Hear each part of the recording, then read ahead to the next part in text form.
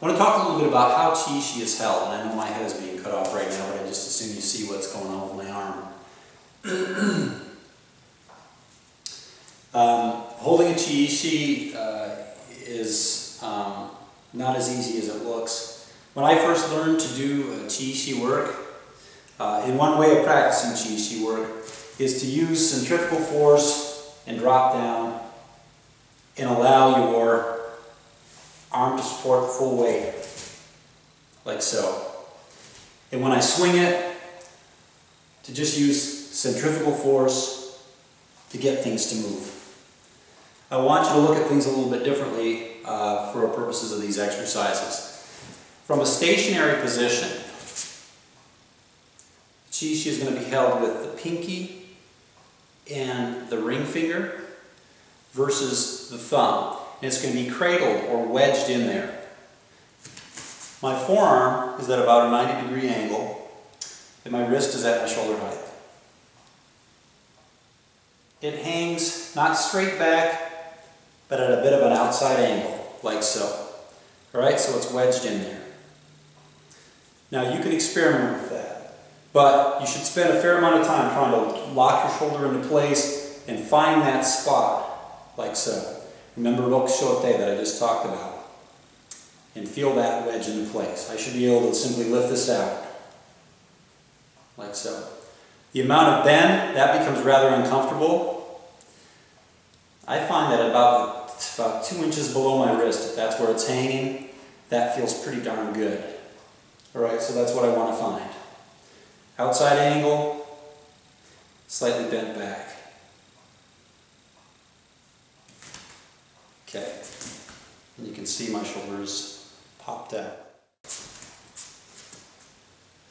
If I'm hanging it down, it's pushing here against the butt of my hand, what Onaga Sensei would call your 6th finger.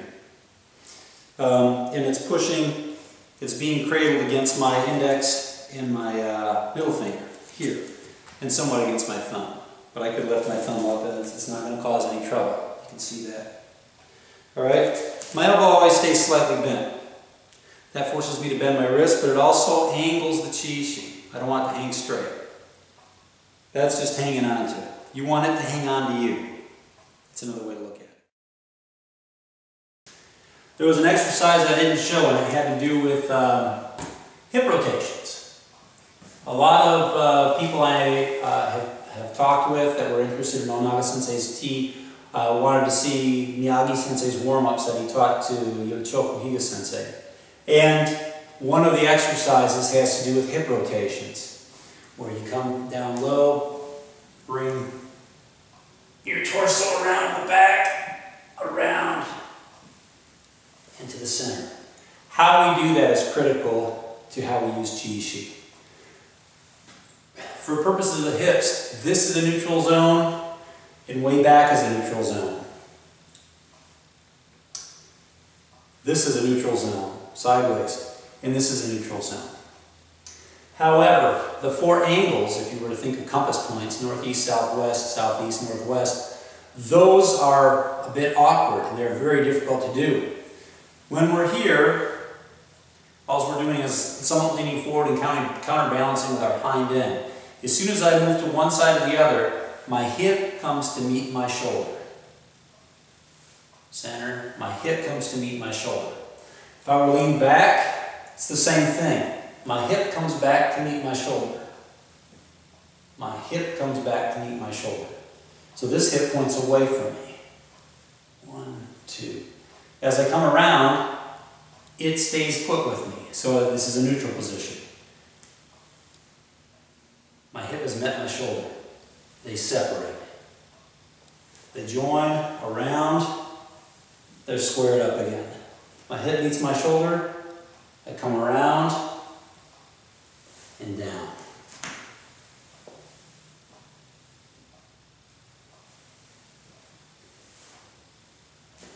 The most basic Chi-Ishi drill you could do is simply from here, practicing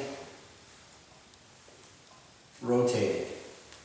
And when I'm doing this, I'm trying to get my hip to meet my shoulder. can see what's happening with my hand. You can do it with two of these as well.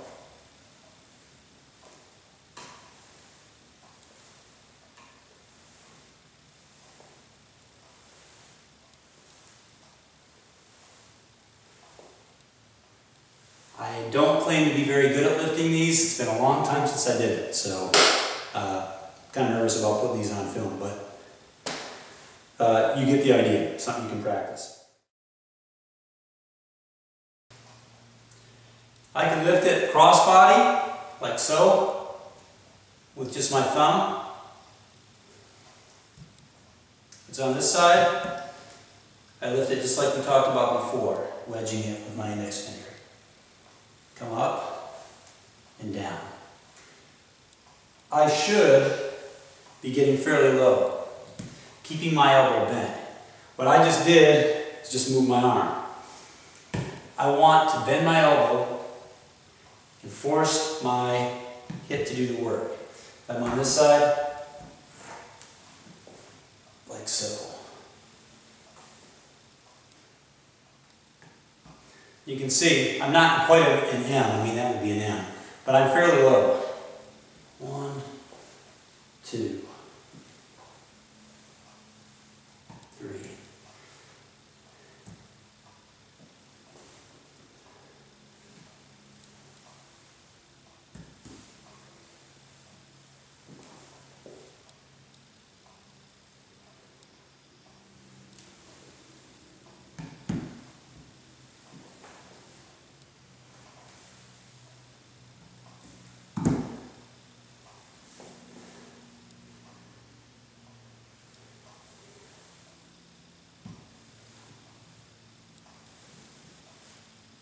That was good.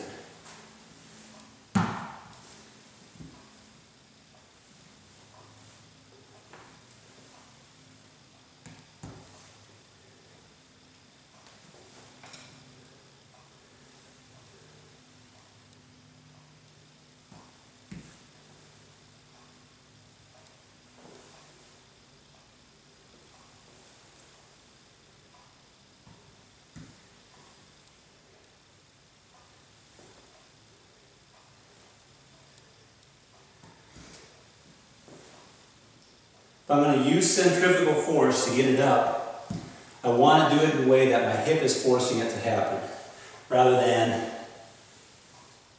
that. I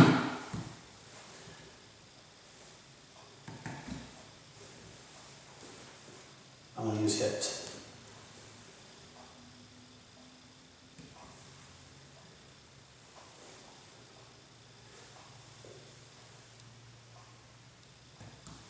Or outside.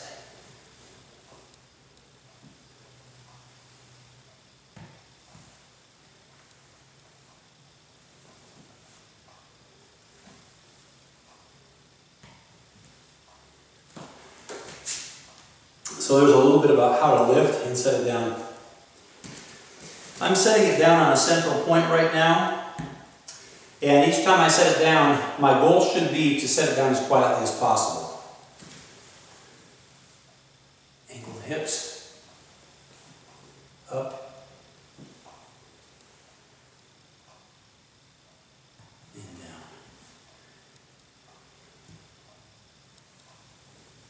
Angle, down.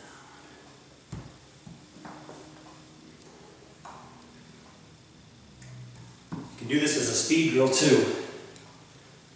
It's a great way to get your nose bashed in, but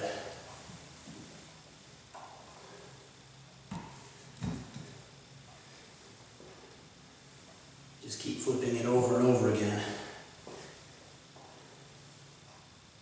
Make sure that you open, close, open again. Open, close, open again. Open, close, open again. As long as you're squatting, you're using different hip positions, you're opening and closing your hands. You're going to develop more mochimi, you're going to develop more gripping and more ability to grab shiboru. Every time I grab this, I'm gripping with those first two fingers. And it's pushing against that, what Onaga Sensei calls the sixth finger. And let me explain that a little bit. Why he calls that a sixth finger is because you don't need a thumb to lift it. You can just use the flat of your finger there. Likewise, he says there's a seventh finger here at the base of our thumb. And he doesn't need to use his thumb to lift that, neither do I. So, is it a finger? No. But it's a position where you can grip or grab. So, for lack of a better term, he uses the term finger. Whenever I grab that, I'm using sixth finger. Whenever I grab that, I'm not really using seventh, but I'm sure strengthening it in here. And that is against seventh finger right there. It's in the crotch of the thumb. Open. So, it's a good workout on your legs too. If you position it at this foot, chances are you're going to lift like so. Right? Corresponds with that hip. You're going to come back and forward. You can drop it on this hip. When you come on this side, I lean forward on this side. If I'm going to grab crossbody, it's going to come up like so. If I grab with the same hand, it's going to come up like I just did with the other side. And down. So I have my options. I can just use the same hand over and over again, but each time I'm moving my hips back and forth. So I hope this camera angle is working. When we come up, generally we would have our arm out straight, and we would simply come out, like so. I'm going to add some dimensions to it. When I'm striking, first of all, I am going to come straight out from my shoulder for this. I'm also going to start from a bent position, like so. Alright? I'm going to rock it back in my hand just a little bit, at about 2 o'clock. That should be good. If you go back farther, it's going to get really difficult. So try and keep it mostly upright. But curl your wrist inward, like so. And when you come in, pull in on a bit of an angle. Pull very high in your holster. And then punch down while exhaling the bread basket. Come in and down. Pop up and do the other side.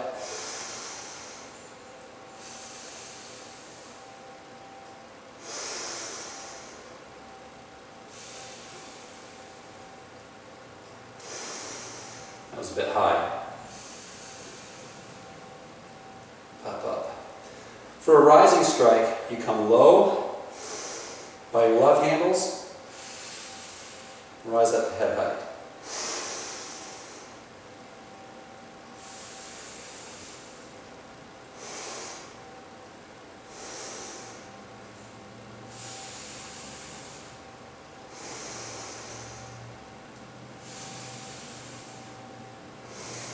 I'll turn sideways again, try both of those.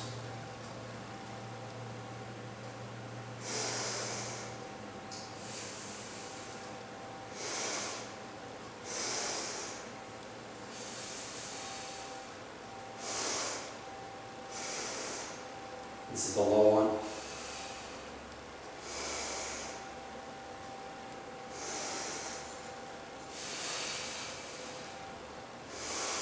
These are rather heavy for this exercise. I generally do this with the lighter ones, mainly because you're going to get tired after 7 or 8 of them. So if you want to do 20, 30 of these in a row and really work on form, you'll use something lighter like this.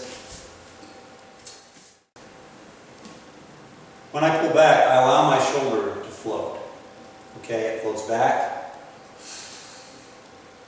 And that is for practice of something called ufujichi. Ufujichi means long strike or big strike. And if you can't use hips, you'll often use your head or your shoulder. In this case, you'll use your shoulder. You'll pull it back as you strike out to add torque. So the emphasis is up here rather than down here. You don't have to travel up as far. And oftentimes when we're isolated, we'll do something like that. It's also very useful when we're, a lot of times when you're doing kakuke or a number of different blocks, Sometimes we drag our block by pulling our hip along, and sometimes we push against it. We're dragging it in the opposite direction. You see that in the Hanshin kata. When we come out, we're pulling, the power is coming from behind rather than across the front. So that's what you should be envisioning when you pull back. Just a couple of notes.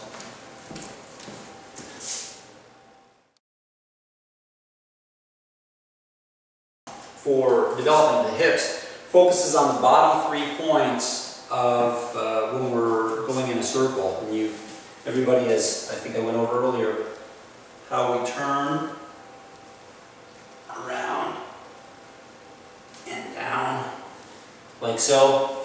The bottom 3 points are critical for a lot of different movements in karate. And you can practice rolling across that with 2 Ishi.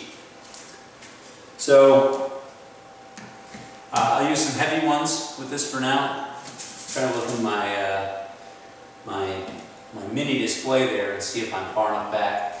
Okay, I'll use 2 fairly heavy Ishi for this just because it really forces you to use your hips, and I'll go very slowly. You can spend a good amount of time doing this. Again, get in a narrow shikodachi, and you'll reach down and lift up.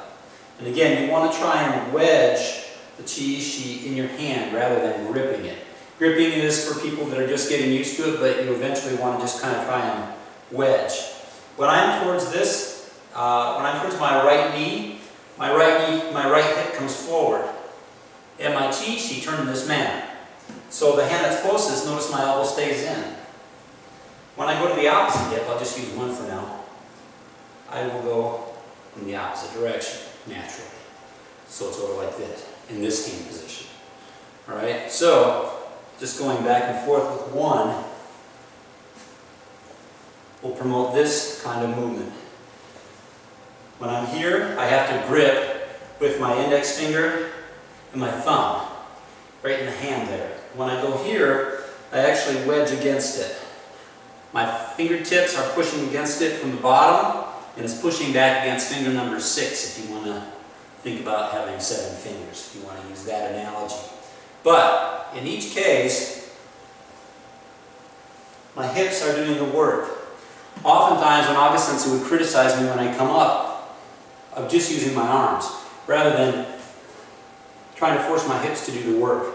It's very difficult with these ones. With the lighter ones, it's much easier, and in both cases, you really have to be cognizant of what you're trying to do. So the slower the movement with the light Ishi, the better results you'll have, because you'll be able to feel the weight in your body and how it's being transferred down your body into your legs, into your hips. So there again, here to there. And in each case, the base of the Ishi is on an angle in the direction that I'm leaning. At any rate, try and get used to that leaning and that feeling that the hips are generating it. In fact, if you're twisting ahead of it, you'll feel that it trails. Okay, that's one exercise. It's used for a variety of different movements. I think I mentioned some of the exercises that we do in Kukan-tsuki, where we're doing that, or grabbing, like so. It's right there. Doing that hip exercise will help your hips for generating this kind of power. Pulling. Anytime you reach, grab toraguchi and pull, that type of a feeling, you need to use the hips for that. You need the hips to use for those types of small movements. And also just this idea of someone kicks at you, here. You're simply deflecting, maybe deflecting with this hand, or maybe catching, lifting up, all right? So that's one way to think about the value of that. Just gentle hip exercises with load bearing. But if you came into the dojo every single day or every couple of days and did that, you would probably develop a lot more sensitivity in your hips as they relate to what's going on with your arms. So that's one way to look at that.